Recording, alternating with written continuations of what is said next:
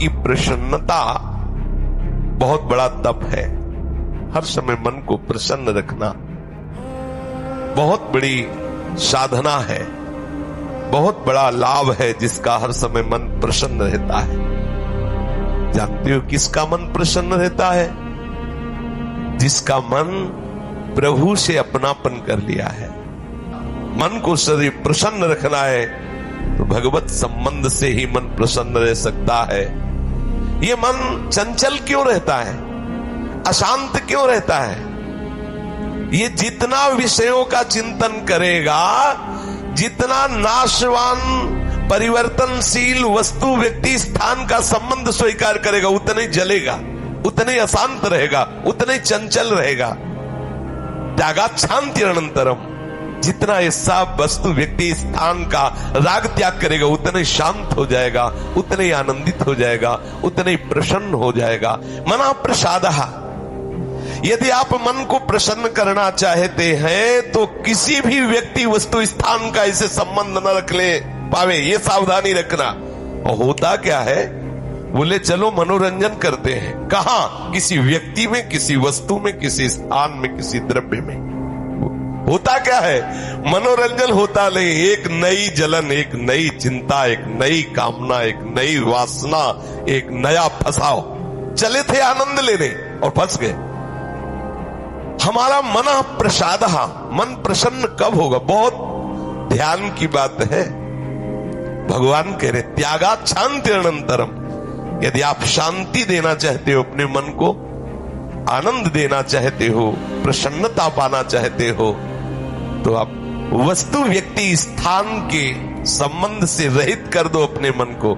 एकमात्र प्रभु के चरणारविंद में आप अपने मन को लगा दो।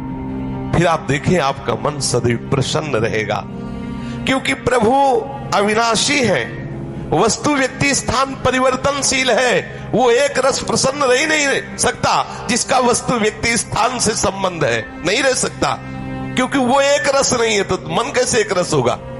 वो विनाशी है, परिवर्तनशील है, मूल में दुख है, केवल ऊपर से सुखद दिखाई दे रहा है।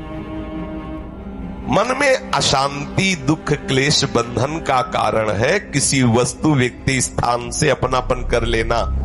सूक्ष्मता से देख लीजिए, अभी हम यही फंसे हैं, चाहे हम ज्ञानी भगत हो चाहे प्रेमी भगत हो, अभी केवल मन के भगत हैं। मन को अभी भक्ति के मार्ग में नहीं खड़ा कर पाए।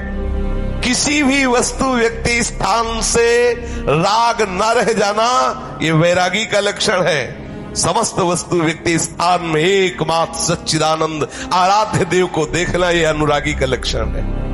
हम देखें कि हम ना तो वैरागी है ना अनुरागी है, हम तो रागी है।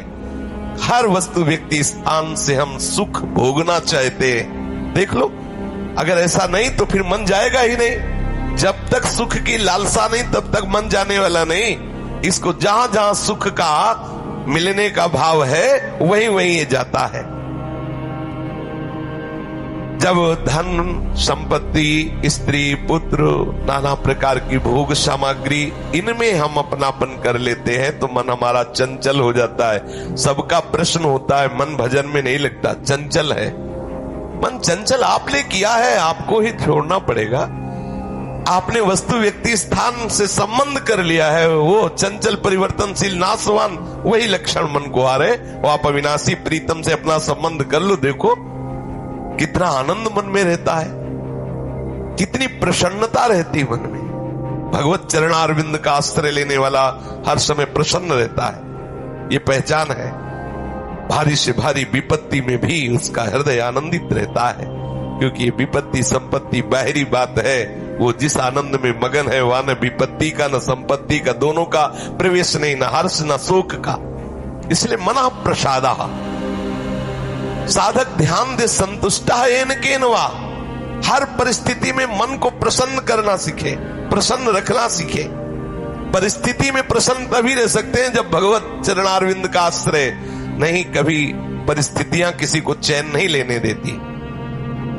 कभी सहयोग, कभी वियोग, कभी हर्ष, कभी शोक, कभी अनुकूल, कभी प्रतिकूल, कभी मान, कभी अपमान। इसी द्वंद्व में हम पिसते रहते हैं।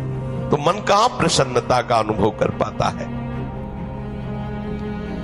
मन की प्रसन्नता के लिए सांसारिक वस्तु, व्यक्ति, परिस्थिति, देश काल, घटना आदि को लेकर के हम अपनापन, अहम करके उसे ना माने। जैसे ये व्यक्ति मेरा है, ये वस्तु मेरी है, ये स्थान मेरा है, ये अमुक अमुक मेरे। अब आपका मन प्रसन्न नहीं रहेगा, जलेगा, अशांत रहेगा। अपने स्वार्थ या अभिमान को लेकर किसी का पक्षपात न करना। यदि आप अपने मन को प्रसन्न रखना चाहते हैं तो अपने स्वार्थ की पूर्ति के लिए या अभिमान की पूर्ति के लिए किसी का पक्ष न लेना। किसी का मंगल करने के लिए, किसी को आनंद प्रदान करने के लिए हम भले सलाह दे दें, लेकिन अपना अहंकार पोषण करने के लिए, अपने स्वार्थ की पूर्ति के लिए हम पक्षपात न लें। नहीं, हमारा मन प्रसन्न नहीं रह पाएगा। मन को सदा दया भाव से युक्त रखे, क्षमा भाव से युक्त रखे। दूसरों को कैसे हम सुख पहुंचावें, ऐसे मननशील बने। सदैव सुख देवे को चाव चित, सब सोहित निष्काम। सबको सुख पहुंचाऊं लेकिन किसी से सुख पाने की लालसा ना हो, मन प्रसन्न रहने लगेगा। मन में जब दूसरों के हित की भावना होती है तो प्रसन्नता का प्रादुर्भाव होता है। और सदैव मन को प्रसन्न रखने के लिए थोड़ा भोजन पाना सीखें, कम बोलना सीखें, कम सोना सीखें और सदैव भगवान नाम जपना सीखें। अखंड प्रसन्नता आ जाएगी। मानते हैं प्रारब्ध के अनुसार शरीर रोगी हो सकता है, परिस्थिति प्रतिकूल आ गई, संसार ने तुम्हारा त्याग कर दिया, लोग निंदा करते हैं, लेकिन आप प्रसन्न रहेंगे क्योंकि आपने बहुत बड़े करुणा निधान आनंद समुद्र प्रभु का आश्रय ले लिया है। उस आश्रय में जो बाधक भाव है उनका त्याग कर दीजिए। अधिक भोजन करने वाला कभी प्रसन्न नहीं रह सकता। और बड़ी विचित्र ये जिभ्या है, ऊब गए भगवान।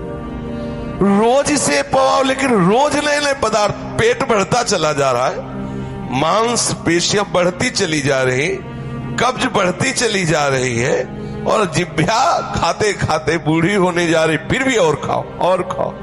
पता नहीं कब तक खाओ खाओ खाओ। भोजन पर साधक ध्यान दे, नहीं तो आनंद का जो विषय मन की प्रसन्नता है वो आप नहीं धारण कर पाएंगे। बोले हित परमित भोजी, थोड़ा सरल, स्वाद रहित, स्वास्थ्य वर्धक, सतोगुणी भोजन पाया जाए। स्वाद रहित भोजन बहुत आवश्यक है भजन मार्ग में, बहुत आवश्यक। ये अधिक मीठा, चटपटा, खट्टा, ये वो सब कामोत्तेजना पैदा करता है, कब्ज बनाता है, मन को चंचल करता है। कई तरह के भयानक ऐसे दोष जो हमारी साधना में हानिकारक है। पक्का समझ लीजिए, ये अनुभूत बात कहते हैं। भोजन जितना सरस होगा भजन उतने चौपट होगा। पक्का समझ लो, ये भोजन बहुत घातक वस्तु है, बहुत घातक वस्तु है। साधक इस बात पर ध्यान दे, ये भोजन हमें मारे डाल रहा है। हमारा जीवन भगवत प्राप्ति के लिए है और ये आज पा लिया, वो पा लिया, ये गुलाब जामुन, ये लड्डू, ये वो, बस बुद्धि में विचलता, भगवत चिंतन रहित और नाना प्रकार की वासनात्मक खेल की कामनाएं, कल्पनाएं, ये भोजन के कारण। बहुत आवश्यक है भोजन सुधारना। भोजन नींव है परमार्थ की। जैसा खाओ अन्न वैसा बने मन। तो मन प्रसाद कैसे प्राप्त होगे, क्योंकि आपका भोजन ठीक नहीं है।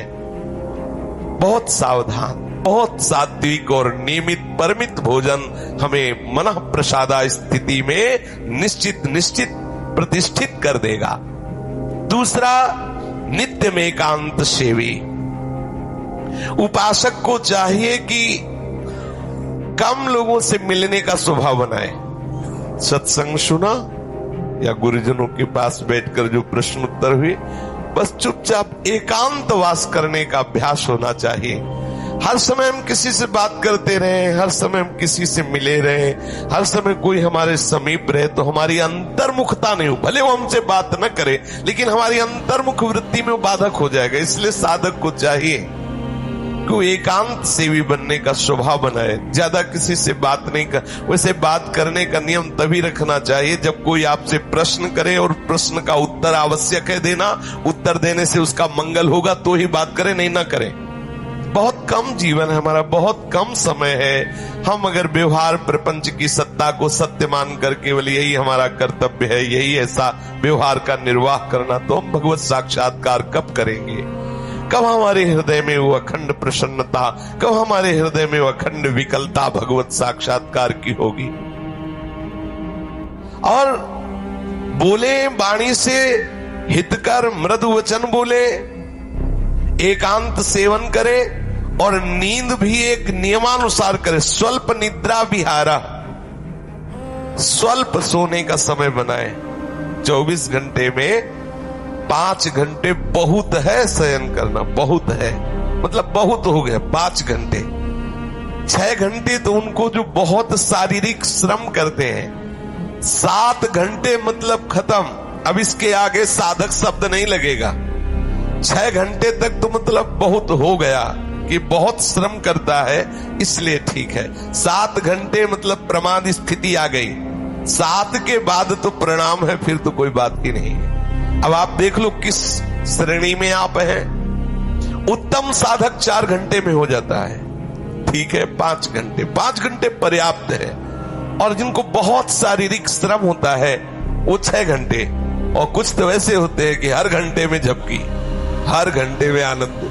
हाँ, समाधि भाव को निद्रा समाधि स्थिति, व्यास भरोसे कुंवर के सोत पाव प्रसाद। सत्संग हो रहा है, थोड़ी ढिलाई हुई, बस गए, समाधि में गए बिल्कुल। हाँ, मक्खी भन बनाए चाहे मच्छर बल बनाए चाहे महात्मा भल बनाए, कोई फर्क नहीं पड़ता। अब निद्रा समाधि स्थिति, आओ समाधि भीतर। स्वामी हरदास जी कहते मनी उतना डुलाओ, आओ समाधि आ गए।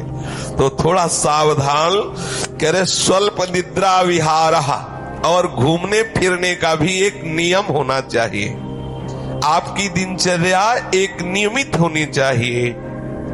यदि आप नियम के अनुसार भोजन, नियम के अनुसार शयन, नियम के अनुसार घूमना और नियम के अनुसार बोलना चालना रखेंगे नियम से, तो आपका मन बहुत शीघ्र भगवत चरणारविंद में लग जाएगा। भगवत चिंतन से मन में प्रसन्नता आ जाती है। यदि आप ऐसा करेंगे तो आपका मन सदैव प्रसन्न रहेगा।